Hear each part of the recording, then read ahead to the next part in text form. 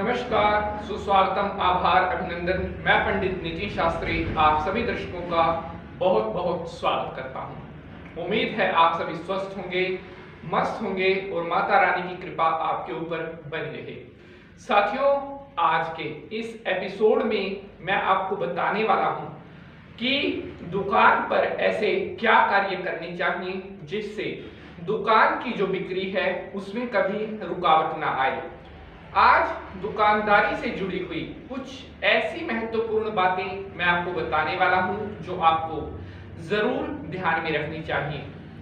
यूं तो समय समय पर दुकानदारी से जुड़े हुए, व्यापार से जुड़े हुए तमाम उपाय मैं आपके लिए लेकर के आता हूं और कई भक्तों के हमारे पास उत्तर आते हैं कि जो उपाय आपने बताया था उस उपाय के करने से अब हमारी दुकानदारी पहले से अच्छी चल रही है।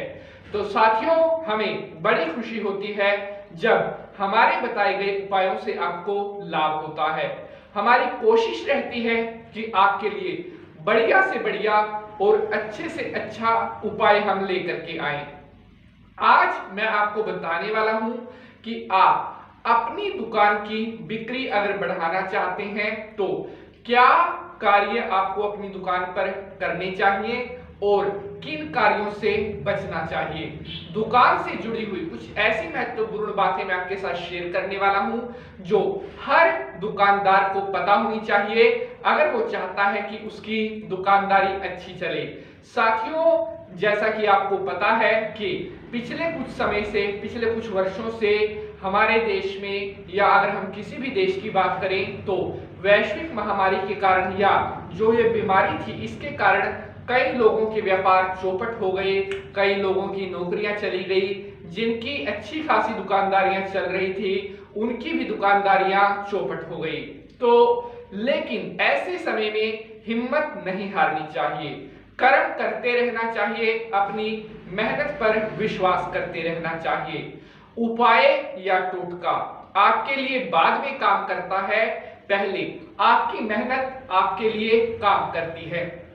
तो इसलिए उपाय करने से पहले अपनी मेहनत पर सबसे ज्यादा विश्वास रखिए, क्योंकि अगर आप मेहनत करेंगे तभी उपाय आपके लिए काम करेंगे। तो मेरे प्यारे साथियों, जुड़े रहे, वीडियो को लास्ट तक देखें और वीडियो आपको बहुत ज्यादा पसंद आने वाला है।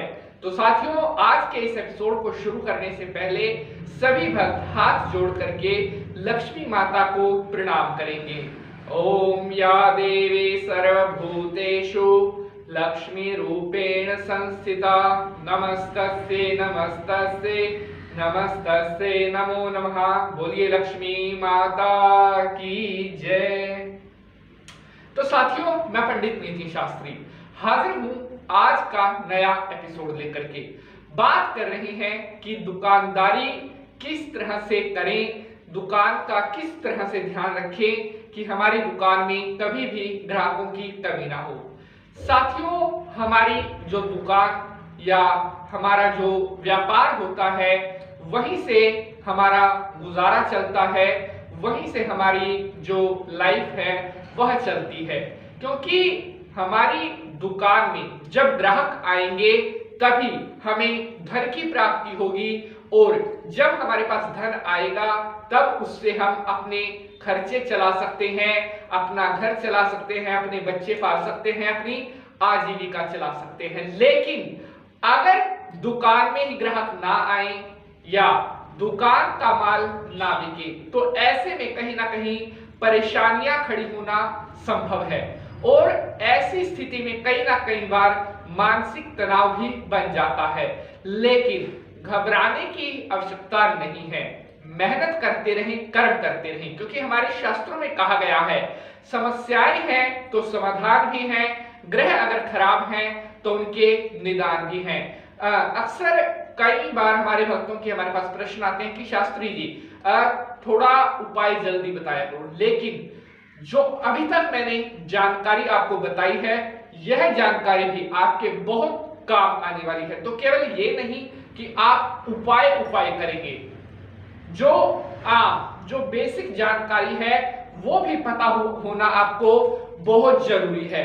साथियों, मेरी आशा, मेरी उम्मीद रहती है, मेरा कोशिश करता हूं मैं कि आपको उपाय तो दूं ही दूं, साथ में जो उपायों से जुड़ी हुई महत्वपूर्ण जानकारी है वो भी आपको प्रोवाइड कर सकूं।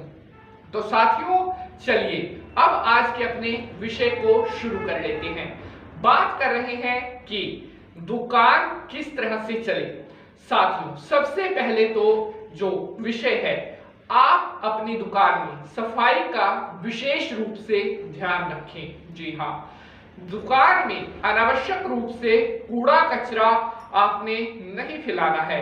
अगर आप अपनी दुकान की साफ सफाई का ध्यान नहीं रखते, आपकी दुकान में जाले लगे हुए हैं, आपकी दुकान में धूल मिट्टी चढ़ रही है, तो ऐसे में आपकी दुकानदारी नहीं चलेगी। आपकी अच्छी चलती हुई दुकानदारी भी ठप हो जाएगी अगर आप अपनी दुकान में साफ सफाई का ध्यान नहीं रखते। क्योंकि ऐसा स्थान जहां पर सफाई का ध्यान नहीं रखा जाता, ऐसे स्थान पर लक्ष्मी माता कभी नहीं आती। तो सबसे पहली बात जो आपने ध्यान रखनी है वो है अपनी दुकान में साफ सफाई का ध्यान जरूर रखें।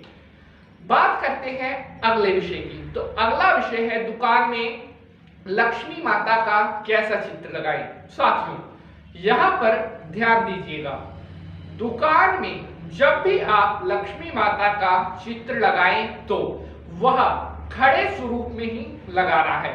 जी हाँ, पहले भी मैंने आपको एक एपिसोड में बताया था, आज फिर मैं आपको ये इंफॉर्मेशन दे रहा हूं कि जब भी आप अपनी दुकान में लक्ष्मी माता का चित्र लगाते हैं, वह चित्र खड़े हुए स्वरूप में होना चाहिए और घर पर जो लक्ष्मी माता का चित्र हो, जो तस्वीर हो, वो बैठे हुए स्वरूप में होनी चाहिए। इसका कारण भी मैं बता देता हूं कि लक्ष्मी माता आपकी दुकान से होकर के आपके घर तक आती है, तो इसलिए लक्ष्मी माता का जो खड़ा स्वरूप है वो दुकान में लगाना चाहिए। बढ़ते हैं अगले विषय की तरफ। दुकान में सीलन का ध्यान रखें। जी हाँ, दुकान की दीवारों में कभी भी सीलन नहीं होनी चाहिए, या दुकान की जो पेंट है, जो कली है, वो उसकी पपड़ी नहीं उतरनी चाहिए। दुकान में पेंट का विशेष रूप से ध्यान रखें। अगर आपको लगता है कि आपकी दुकान का पेंट उतर गया है या दीवारों में सीलन आ रही है, तो जल्दी से जल्दी उस सीलन का कोई उपाय करें और दुकान में सफाई का ध्यान रखें। बढ़ते हैं अगले विषय की तरफ। दुकान में जो मंदिर है वहां पर कभी भी अंधेरा नहीं होना चाहिए। चाहे तो 0 वाट का कोई बल्ब लगा दे या और कोई बल्ब लगा दे, धीमी धीमी रोशनी दुकान के मंदिर में हर समय रहनी चाहिए। जिस समय शाम को आप दुकान बढ़ाते हैं, उस समय भी आपने वह रोशनी बंद नहीं करनी है। दुकान के मंदिर में 24 यानी कि 24 घंटे धीमी धीमी रोशनी हमेशा रहनी चाहिए। ऐसा करने से आपकी दुकानदारी कभी भी ठप नहीं होगी, आपका व्यापार कभी भी मंदा नहीं होगा। बहुत ही महत्वपूर्ण जानकारी आपके साथ शेयर कर रहा हूं।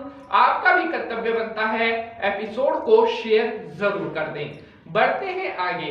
दुकान के जो आपका मंदिर है, आप दुकान में घी की जोत जरूर जलाएं। जी हाँ, 2 समय संभव ना हो सके तो कोई बात नहीं, लेकिन एक समय सुबह के समय अपनी दुकान में शुद्ध देसी घी की जोत जरूर जलाएं। साथियों, जोत जलाना हमारे हिंदू धर्म में सबसे ज्यादा मुख्य और सबसे ज्यादा पवित्र कहा गया है। अगर आप अपनी दुकान में शुद्ध देसी घी की जोत जलाते हैं तो ऐसा करने से आपकी दुकान में एक तो कभी नेगेटिविटी नहीं होगी, दूसरा आपकी दुकान में जो ग्राहकों का फ्लो है वो हमेशा बना रहेगा। एक जो स्टेबिलिटी होती है वो हमेशा आपकी दुकान की स्टेबिलिटी बनी रहेगी। आपकी दुकान में कभी भी ग्राहकों की कोई कमी नहीं होगी। तो इसलिए अपनी दुकान में शुद्ध देसी घी की जोत जरूर जलाएं। इसके अलावा आप अपनी दुकान में कपूर की धूप, गूगल की धूप, ये भी 2-4 दिन बाद जैसा भी आपको आसान लगे, आपने कम से कम हफ्ते में एक बार कपूर या गूगल की धूप भी अपनी दुकान में जरूर दिखा देनी है। बहुत ही कारगर उपाय है। आपकी दुकान में ग्राहकी का फ्लो बनाए रखने के लिए। तो साथियों, ये तो बताए मैंने उपाय जो आप अपनी दुकान में कर सकते हैं। इनके अलावा अपने ग्राहक के साथ अपना व्यवहार आप ऐसा रखिए कि वह आपके व्यवहार से प्रभावित हो, उसका बार बार आपकी दुकान में आने का मन करे। आपने ग्राहक से कभी भी बहस ना करें, कभी भी आर्गुमेंट ना करें। ग्राहक को भगवान के समान कहा गया है। हो सकता है कई बार ग्राहक आपसे कोई चीज लेकर के जाए, उसे वो चीज पसंद ना आए, फिर वो चीज मोड़ करके जाए। आपने क्रोध नहीं करना है, उसकी बात को सुनना है कि उसने अगर वह चीज वापस की है तो उसको क्या परेशानी हुई, या उस चीज को लेने में वह मतलब क्या क्यों नहीं ले रहा है, उसका अच्छी तरह से कारण जाने।